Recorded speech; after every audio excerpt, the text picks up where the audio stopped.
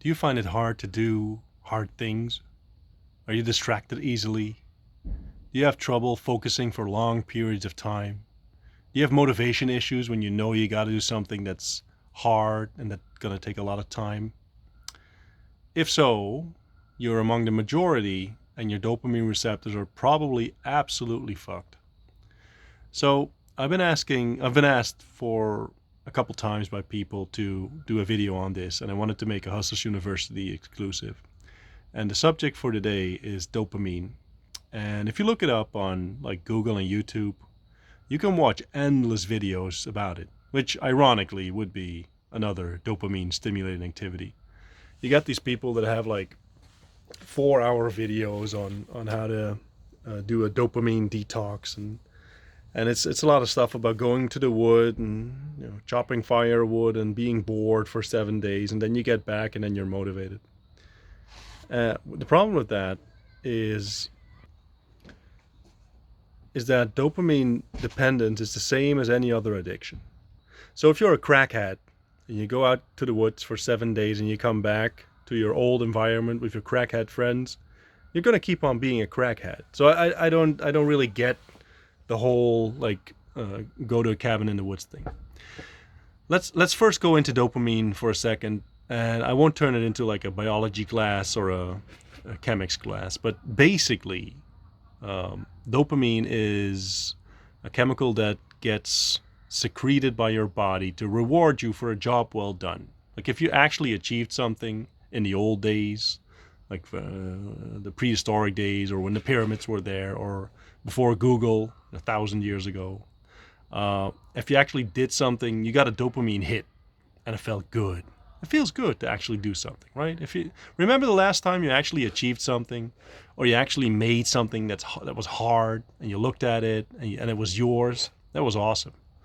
That gives you a dopamine hit. The issue is we're living in a time where dopamine receptors are hijacked by modern technology. From the time that you were a small child, you are getting bombarded daily with extreme stimulus every second of every day.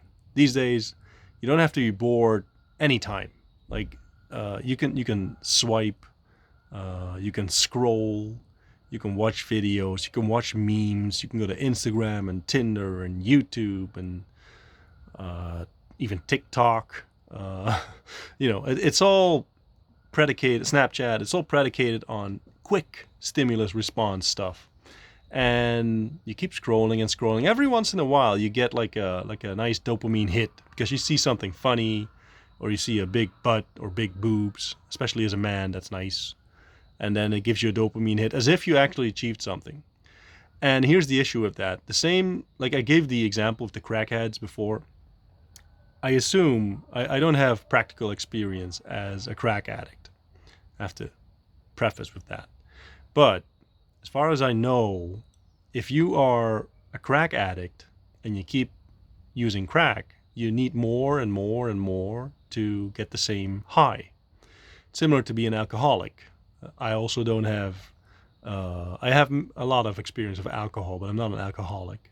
No experience there. But I know that if you keep drinking, you need more and more and more to get to the same state, right? Dopamine is the same way, except it burns out after a while. Like you can't do any more. I don't know if you've ever had one of those days, but if you do absolutely nothing and you just scroll for an entire day, or you just do dumb shit, like you watch Netflix and you look at Twitter and Instagram, and at the end of the day, you actually feel physically sick because you've achieved nothing. It was so hollow, and you're just burned out. Now, this is dopamine at the heart of the issue. What you want to do, you don't want to go to a cabin in the woods. What you want to do is identify like what are your ways to escape reality. Is it video games? Is it Instagram? Is it Twitter? Is it Tinder? Is it Grinder? Is it TikTok? I don't know. Whatever it is, right? If it's YouTube, like watching endless YouTube videos. With any problem at all in your life, like from now on, take this to heart. With any problem at all, the first step is actually seeing that you have a problem and then acknowledging what is the exact problem, enunciating it. A lot of times when you actually put it into words and phrase it and either say it out loud, write it down, do both, I don't care. If you notice that I'm watching, I don't know, 4 hours of YouTube each day, and I'm watching absolute bullshit, or I'm scrolling hours of Instagram each day and I'm watching bullshit, it's not helping me at all. I'm not doing anything for me. That's the first thing that I want you to acknowledge. Like, how bad is it? And what are you using to escape reality? Are you playing Call of Duty? Are you playing RPGs? Are you a gambling addict? I don't know. There's something usually that you do to escape reality, and it's fucking you up. Not only in the fact that you're losing time, but also in the time that you don't play it, you are frying your brain, and you're making it so that you have the attention span of a crack addicted guinea pig. It's embarrassing. Like, at any time in history, a man distinguish himself by actually achieving something, like a work of mastery. You used to have these like masters and apprentices, and in order to become a master, you have to make a masterpiece, like actually achieve something that is worthy of being called a master.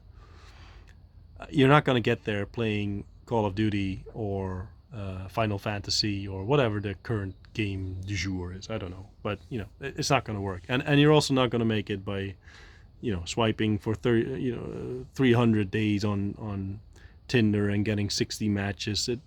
It's all meaningless. It's all meaningless. By all means, like, get a girl, get a boy, whatever your preference is. But this is not the focus of your life. The focus of your life is actually achieving something of importance, of mastery, actually deserving that dopamine hit. So, first thing is to acknowledge that there's an issue. Second on the list is to probably take away your phone. Like, I don't say throw it away, because it's a nice tool to have. But if you're working and if you're about to work, it goes off. Like, it goes on airplane mode, and that's it. And that leads me to the next thing, which is, if you're working and you know what you're doing, like, I assume you have a list. I hope you have a list. So let's say you're writing. The only thing that is open on your computer, on your desktop, is the tab that you need for writing. Or if you don't need the internet is just, it's not there. You don't have it open.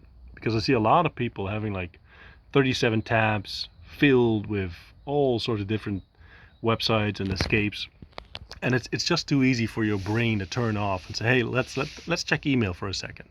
Maybe there's an important email. Let's check Instagram. Maybe there's an important Instagram message. Let's check Twitter. Let's check Tinder. Let's check TikTok. Whatever. Don't do it, because the second you do, it sucks you into the vortex. Like, the smartest people in the world are working on those apps and making it so that they hijack your brain and they slurp you into a vortex of bullshit. Don't get slurped into the vortex of bullshit. It's not a good idea.